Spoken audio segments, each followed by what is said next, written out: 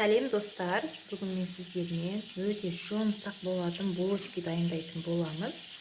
Бізге қажетті зат алдымен 250 мл сүт, дрож, ванилин, 2 жұмыртқа, құмшекер және де сармай қажет болады. Мен сармайды ерітіп жатырмын. Қазір дайындайтын боламыз. Менімен бірге болып, видеоны соңына дейін көріп, лайк басып, комментария қалдыруды ұмытпаңыздар. Алдымен ыдысымызға жылы сүтімізді құйып алатын боламыз. Жылы сүтімізді құйып,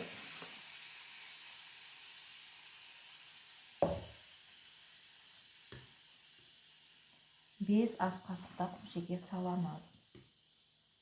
2, 3, 4, 5. Енді осыны жақсылап араластырып аламыз.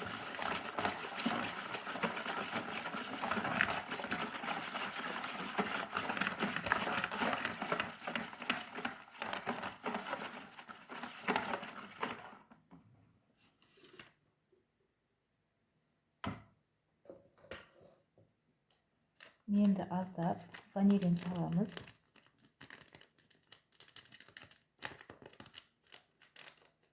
Менде азғантай қалғандықтан бәрін сала салдым. 1 шай қасық болса жетеді.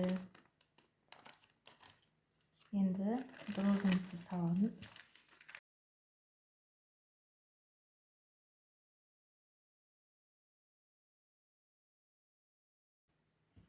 Бетін жауып 10 минутқа қалдырамыз.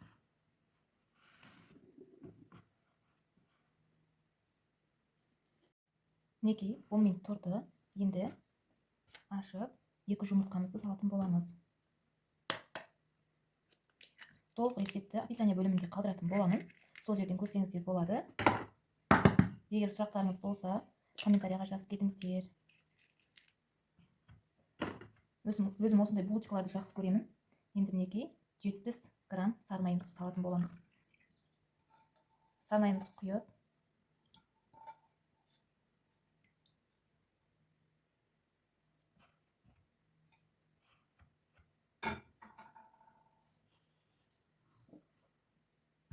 винтиктің көмегімен жақсылап араластырып аламыз.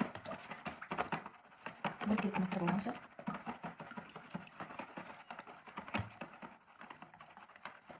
Бұл булочкиді міндетті түрде жасап көріңіздер.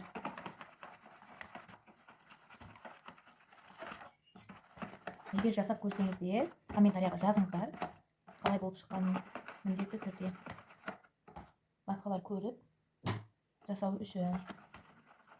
Енді араластырып болғаннан кейін 600-650 грамм ұн салатын боламыз.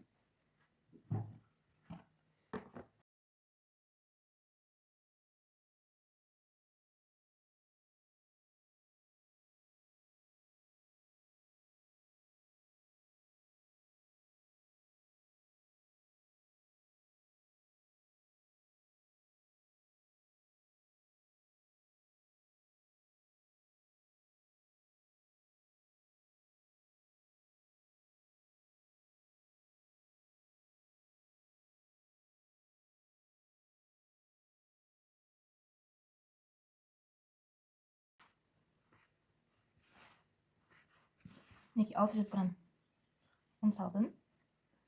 Егер қажет болса тағы да қосамыз. Бірақ жұмсақ қамыр илейтін боламыз. Егер қажет болмаса қосудың қажеті де жоқ.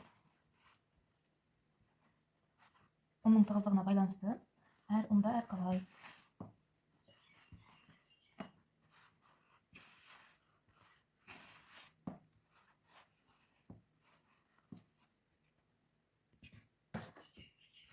Енді аздап ұн сүйіп жібереміз.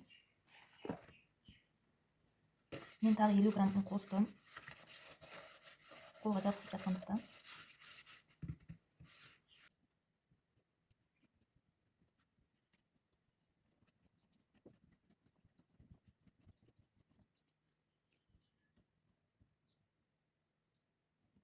Енді аздап сұйық майымызды құйып алатын боламыз. Аздап қана әшейін майлау үшін. Тағы да қолымыздың көмегімен осылай майын сіңдіреміз.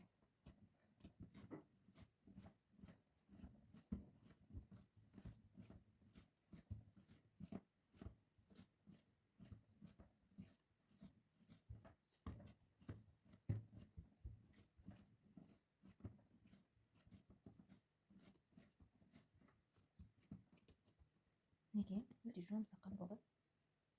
Ыдысымызға салып, бетін пакетке жауып, жақсылап 1 сағатқа жылы жерге қойып қоятын боламыз.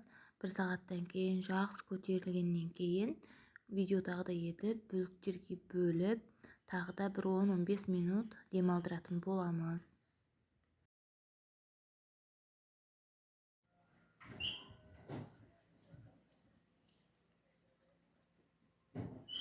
Осылай домалақтап қоятын боламыз.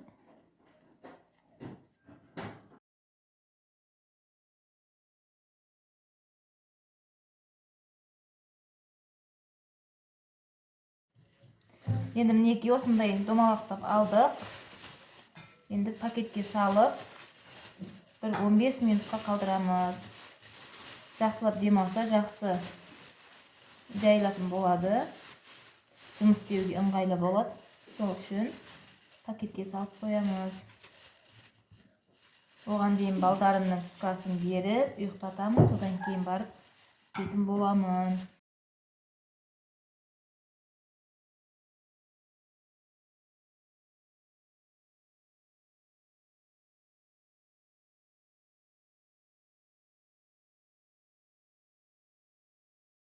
Мінекей 10-15 минуттан кейін осылай қолымызбен жайып алатын боламыз.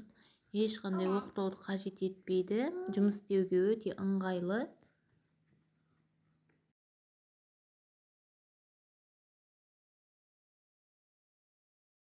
Ішіне начинка ретінде өздеріңіздің қалауларыңызға байланысты үйде не бар болса соны салсаңыздар болады. Өте дәмді болып шығады, міндетті түрде дайындап көріңіздер. 2-3 күн сақтасаңыздар да бола береді. Қатып қалмайды, басқа булочкаларға ұқсап. Базардағы булочкадай жұмсақ үлпілдек болып шығады.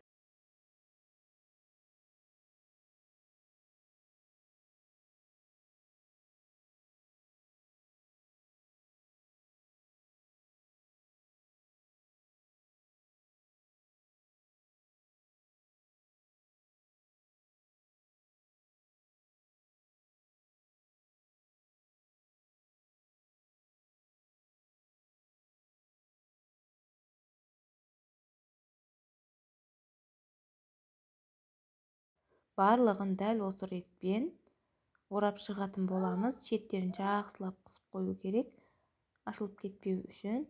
Егер молоко қоссаңыздар, сгущенный молоко қоссаңыздар, арасына 2 шетін жақсылап жабу керек, ағып кетпеу үшін.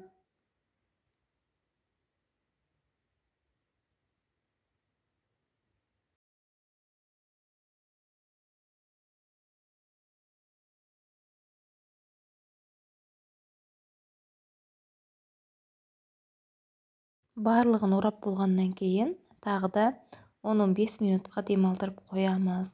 Бетін пакетпен жауып, демалдырып қойғаннан кейін осылай листіміздің астына қағаз төсеп, барлығын теріп шығамыз.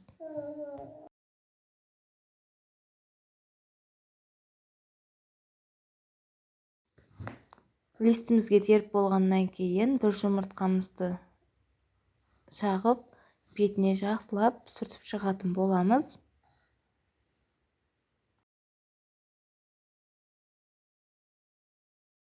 Жұмыртқаның сарысын сүртіп болғаннан кейін бетіне енді глазур дайындайтын боламыз.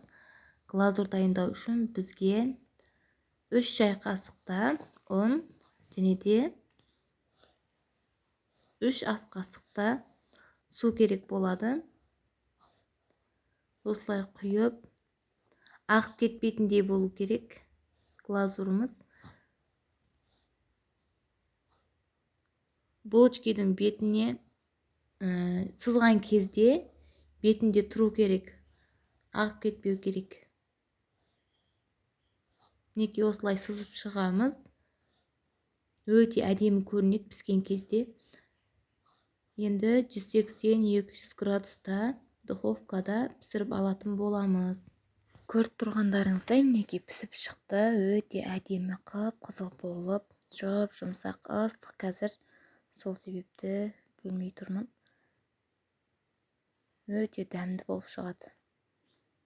Міндетті түрде жасап көріңіздер.